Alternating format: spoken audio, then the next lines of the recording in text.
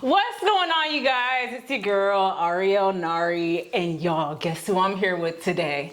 If you love neo soul and all around dopeness, you definitely should be hip to this man, Cheakaity! What's up? How are you doing today? I'm doing great today. I've been having a good November period. Ooh, what's going on? I don't know, like, October was real ashy. Ooh. For whatever reason, it was just off, and November is like real kind to me right now, so I'm feeling it. Yes. We love to hear it. Okay, so we got to break the ice.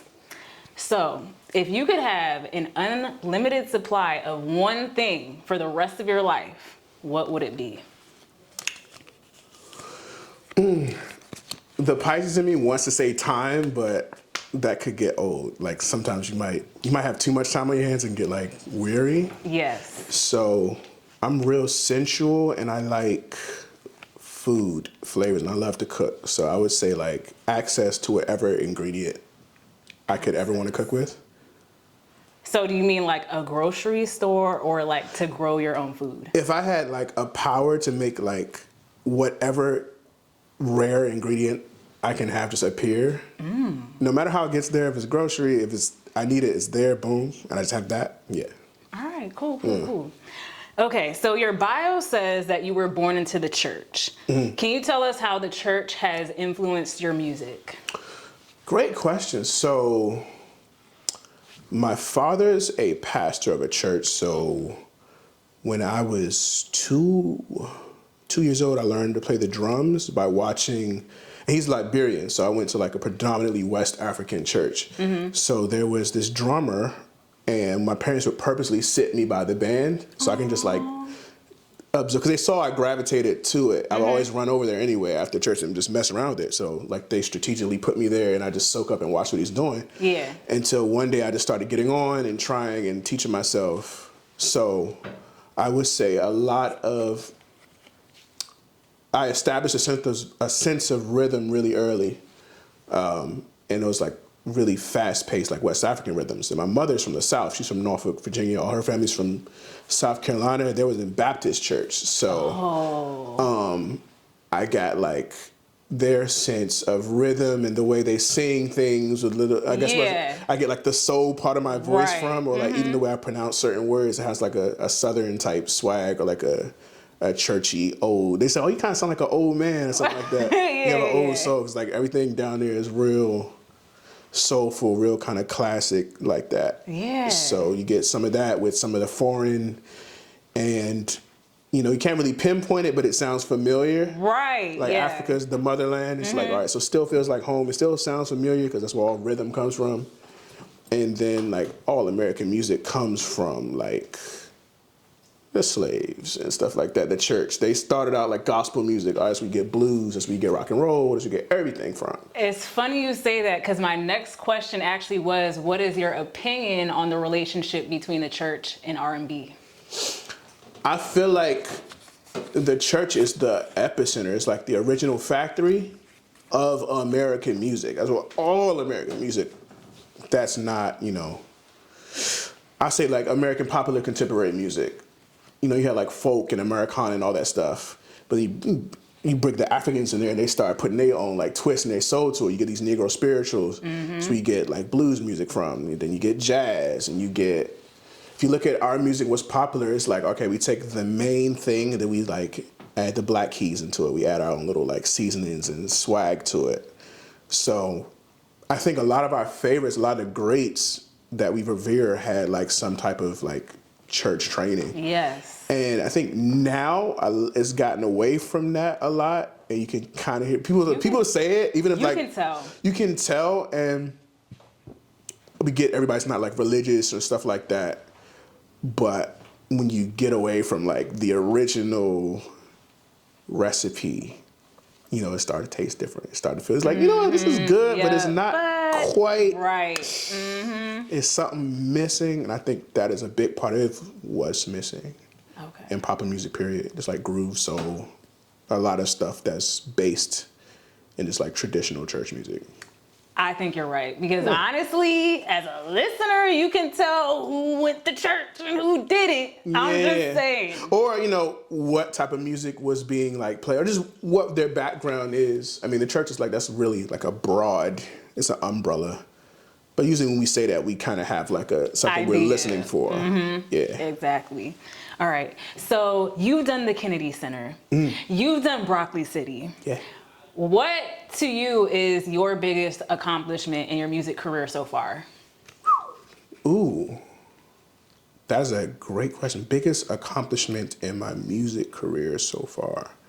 I really say releasing that first album was a big accomplishment for me because I think it taught me the most, like working with a team. And I think doing that has been the story of my success, period, thus far. And just, showing how teamwork really does make the dream work, learning that...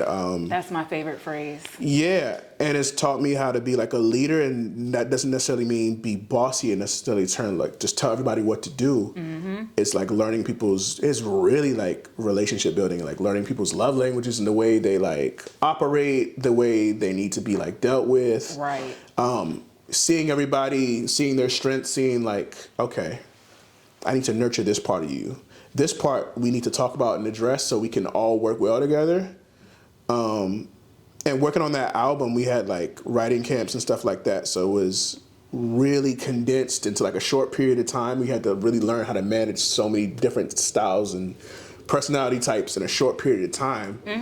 But in doing so, we got so many different points of view and we made some great songs. So I just took that mentality and just like, all right, getting that done with the album and just applied it to like work with my core team. And it allowed us, to get to the Kennedy Center, to Broccoli City, and just like, teamwork, relationships. I would say that first album pretty much it was kind of like an omen to like the rest of everything else I did. Right for now, I would call that the greatest accomplishment. Good answer. Yeah. All right. You ready to play a game? Yeah. All right. We're playing underrated or overrated. And basically all we do, I'm going to say something and we're going to discuss if it's underrated or overrated. All right. First up, cheese. Is it underrated or overrated? I'm going to say underrated because cheese, I feel like people scratch the surface with it. People kind of stay surface level. There's so many different types that you can get into. And you can do different things with it other than just like typical pizza. I think I like goat cheese. Goat cheese is amazing. I just tried it and I'm like, this is good. This is good. Prime example, ricotta cheese. You think ricotta cheese, people think like, oh, the white stuff in lasagna. Yeah. But you can use it as an ingredient to like make cake like really moist. Really? Like real. If you want to make cake from scratch, or if you even have like a box cake and you want to have it like, oh my God, like this is like really, what is that extra little thing that's making it like, has a creamy texture but it's really moist? Different ingredients do different things. People typically just think cheese as to have something cheesy. Right, and that's why I was gonna say overrated. I was like, I say underrated because I think it's underused. I think people don't really fully utilize it. I feel like, as far as like regular cheese, people be murking cheese, and I'm like, cheese doesn't have to go on everything. It does not have to go on everything. It doesn't have to. And this cheddar, mozzarella, I put some Swiss on it. They're trying to be fancy, but people kind of stick to like the basic things. So I say underrated because of that. It's probably not really underrated, but I feel like... How you feel about American cheese? I don't use it. Oh, good. I'm happy for you. I mean, if I'm at a burger spot and like that's all they have and I just... No, I'll be like, no cheese. It depends. But I typically say if I can get sharp cheddar, I'll go there. All right, cool. Yeah. Next, sleep. Highly underrated. I agree. Extremely underrated.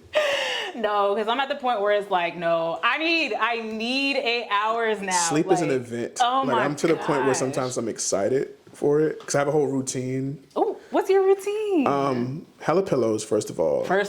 I have a humidifier that gives me mist. I put like eucalyptus and stuff. That's a vibe. Pillow spray. Egyptian cotton sheets, you know. Sometimes I do sound bath, Ooh. or I have Audible, and sometimes I listen to like I like The Alchemist, so sometimes I listen to it like read, and I fall asleep to it. Yes. And then like if I wake up in the middle of the night, I'll be like on a chapter or something like that. And I'm like, oh yes, and it kind of like subconsciously through my week, I'm thinking about like manifestation and stuff like that, like my life path and things. I love it. It's about my personal legend. I'm thinking about that during the week.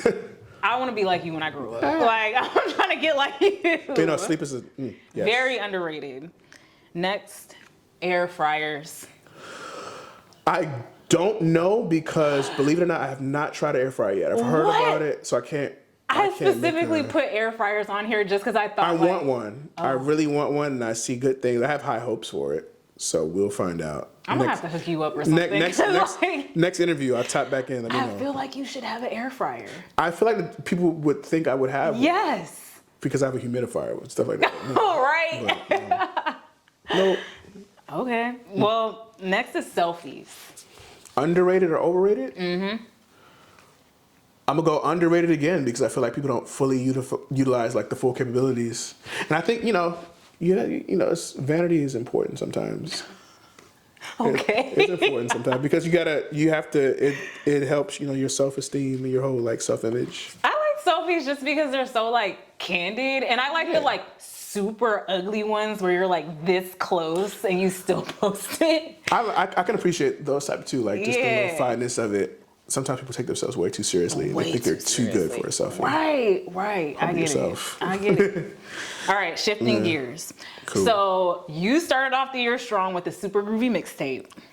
So I freaking love it. Like, oh, you snapped. Okay. So what was your mind state going into making it? Honestly, so I've been thinking about a sophomore album probably for like a year and a half now, still working on that. And the number one, like the phrase I was telling my manager, I was like, we have to keep momentum. It's like, we have this great album, we've done these things, but I don't know how long of a shelf life that has. And so far it's been pretty well. But I was like, I know people are fickle, especially like the internet and everything, and you're only as good as the last thing you've done. And you don't want to be the guy with you just like one project. And that's it. Especially if you're not Lauryn Hill and you have like the industry behind it, which I can very well go back and revisit and put some more energy back into it. But as an up and coming artist, you need to keep your foot on the gas. And I know I'm a project person. I'm not really much of a single guy. Mm-hmm. I try to be sometimes, but I really think in like projects and bodies of work. So I was like, all right, I need a strong follow-up, just something to hold them over while I work on this album. And I know I got better at producing, so I did a lot of this on my own. I had some help, but like probably 90% of that project I produced myself. Wow. And wrote myself. I was in LA and I found like this really cheap studio. A lot of people use it now called Pirate Studios. Mm-hmm. It was like $17 an hour or something like that. Wow. But it was bare bones where you can lock yourself in the room and just be in the studio like hours and hours and hours. So I was getting like 10-hour blocks. Oh, wow. And probably in like 2 or 3 weeks, I knocked most of it out and just came home and had some friends like add guitar here and there. I had a friend of mine actually give me with the Cheakaity song, he gave me that beat. He produces for like Wale a lot. He's in this group, Best Kept Secret. Mm-hmm. His name is Juju. Mm-hmm. But shout out Juju. Thank you, Juju. We love Juju. He gave me that beat, and I was like, yeah, I can do something with it. Thank you. Like he didn't have to do that. Like he has all kinds of placements and stuff like that. Just a really good guy. I ended up staying with him most of the time when I was in LA. So, long story short, I needed a follow up, and in retrospect, I probably should have put more like attention into the rollout and like the marketing really with it. Good. I just really was trying to put something out, and now like in retrospect, I was like, all right, I need to treat everything like a real release instead of just something. I don't need to think miscellaneously. So that one, it was supposed to be just a miscellaneous project, just to have something to hold people over. What? That's your miscellaneous? Yeah. Wow. That was miscellaneous. So it didn't take long at all. The last album, that took like a year and change to make. This Super Groovy probably took like altogether maybe like a month, and then just mixing and stuff. Okay, so let me ask you this. Do you feel like you create better when it's very like thought out and planned, or more like kind of not in the moment, but where you're not like how you treated this a super groovy mixtape kind of like miscellaneous, and I feel like you didn't really just like stress over it. My whole, like, the way I do anything is pretty much, my highest self, I aspire to be like a planner and a real like rigid, like, I don't know if it's left brain or right brain thing, whichever the one is more like a planner and just like more of a left brain. I'm naturally like very textbook right brained. Yeah. Big ideas guy, creative thinker, and my strength is surrounding myself with like really talented left brained people that are good. Jada Mania is my creative director. Jada. Very left, creative to the core, but very left brain. Great planner, write everything down. My manager is more like that. He's good with like books and stuff like that. And what I try not to let that be my Achilles heel. Don't have any like planning skills. Like just as an adult, you want a level of that, but just my natural childlikeness leans to like the right. So when I get the inspiration, I go with it, and then while I have it, I maximize it while I have it, and then make sure I surround myself with somebody that can like, all right, how do we take this and make it great? That's smart. At least you know yourself. Yeah. Yes. Oh yeah, I'd be a wreck if I did. Okay. You know what I'm gonna ask next? No, I have no idea. Okay. What's your favorite song off a Super Groovy mixtape? I have to know. Ooh. Track list. Intro. You So Groovy. Ooh Girl. Ooh Girl is the one for me. It every now and then it might be Ooh Girl. Right now I think it's Roll With Ya, and I wish I made it longer. Okay. Why is that your favorite right now? Because I wrote the whole thing. I didn't have any help writing it, and I think like some of the lyrics are really clever. If I like from an outside looking in, if I had to take myself out of it. Yeah. And I'm really like critical of my own writing sometimes. Like sometimes I go back and say like, I could have said that better. But I like some of the clever language in it. It's clever without trying too hard to be clever. It's not like Frank Ocean or anything, but you know. It's good. Yeah. So what's your most favorite song to perform? Ooh, that's a good one. Of my own? Yes. My songs. I know this. Hold on. Weekend Anthem's a blast. I was gonna say that one because I saw it at the Kennedy Center. Yeah, that one's a blast. That's a lot of fun. Weekend Anthem's a lot of fun. Yes. Girlfriend of the Night's pretty fun. Weekend right now, I have to say Weekend Anthem. That's a lot of fun. And I purposely made that one like up paced. It cranks. Yeah. Yeah. Because I realized I was like, at my shows, I was like, I have like a lot of slow, like mid tempo music. That one's Cheakaity is a lot of fun too. It is. I haven't performed it a lot, but it's pretty fun. Yeah. Roll Witch is fun too. I just did that one live, and just seeing people's like reaction to the lyrics. It's kind of cool. How were they reacting? They was like, yes, people be stealing my lighter, man, like that. It's like I get to see people relate to it in real time. That's cool. Yeah, that has to be a good feeling. Yeah, definitely. Okay, so what's your take on the whole notion that R&B is dead? I see why people would say it, but I think it's about to be the biggest genre again. I don't know if it was ever the biggest genre, maybe like some forms of it, but as presently stated. And I say that, prime example, we just saw Bad Habit be #1, the Steve Lacy song. Before that, we saw Leave the Door Open. Right. So I would say whatever genre this is right now, like alternative and like R&B, is just real musical, melodic, free music that people kind of umbrella under R&B. Because I think I realistically probably fall more under that umbrella, even though I can do R&B things.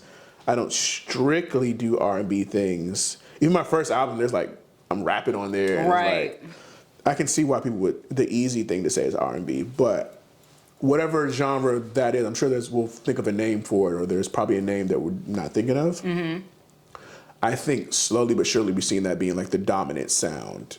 And even rappers are starting to branch out and work with more people like that, or even themselves trying to get that sound. Right. So I don't think I think it's been hibernating for a while. It's been like dormant. I wouldn't say it was dead. There's always been some people in the tuck, but it wasn't at the forefront. Right.